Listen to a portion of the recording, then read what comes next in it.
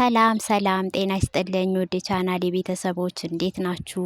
አለን እግዚአብሔር ይክበር ይመስገን ማለት እወዳለሁ። በመጀመሪያም እንግዲህ በ2018 ነሐሴ 9 ዓመተ ምህረት ማለት ነው የዶክተር አብይ አህመድን ልደት በተመለከተ አንዳንድ ነገሮችን ማለት ፈለኩኝ በዚህ ቻናል። ለዚህ ቻናል አዲስ ሆናችሁ ቻናሉን ላይክ እና ሰብስክራይብ እያደረጋችሁ እስከ መጨረሻው ድረስ አብራችሁኝ እንድትቆዩ በአክብሮት እጠይቃለሁኝ። ውድ የቻናል ቤተሰቦች እንግዲህ ዶክተር አብይ አህመድ የሶስት ሴት ልጆች አባትና የአንድ ወንድ ልጅ አባት እንዲሁም የአራት ልጆች አባት እንደሆነ ይታወቃል። የትውልድ ቦታቸው በሻሻ በምትባል በትንሽ የገጠር አምባ ሆኖ ወረዳቸው በጅማ እንደሆነ እሳቸውም ሲናገሩ ይሰማል። ባለቤታቸው ቀዳማዊት እመቤት ዝናሽ ታያቸው ማለት ነው። ባለቤታቸው በዶክተር አብይ አህመድ ልደት ላይ ሰርፕራይዝ ያደረጓቸው ብዙዎችን እያነጋገረ ይገኛል። እንግዲህ የዶክተር አብይ አህመድ ባለቤት ዝናሽ ታያቸው በመዝሙራቸውና በተለያዩ ስራቸው ይታወቃሉ።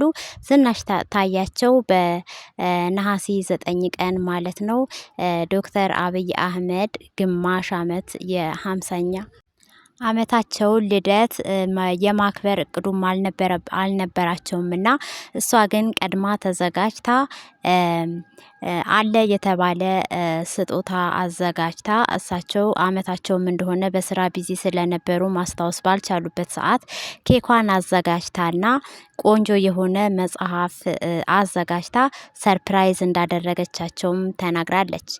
እንግዲህ አንዳንድ ጊዜ የተወለድንበትን ቀን አመታችንን ልደታችንን የምናከብረው እንኳን በዚህ ቀን ተወለድን እንኳን ወደዚህ ዓለም መጣን ብዙ ነገር አየን ተማርኩበት ብለን ብዙ ነገር የምናስታውስበት ያለፍነውንም ውጣ ውረድ አመስግነን የምናልፍበት ቀን ነውና የልደታችን ቀን።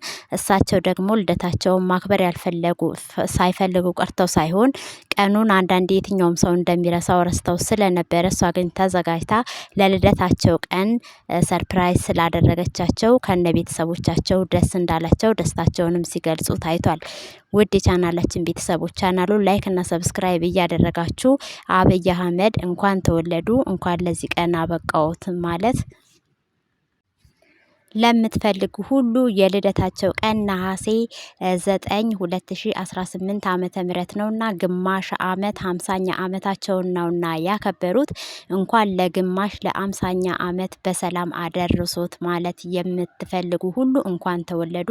ለልጆቹ ለቤተሰቦቹ እንዲሁም ለሀገሩ እንኳን በሰላም ወደዚች ዓለም መጡ የሚለውን መልእክት ብታስተላልፉላቸው እንግዲህ በጣም አሪፍ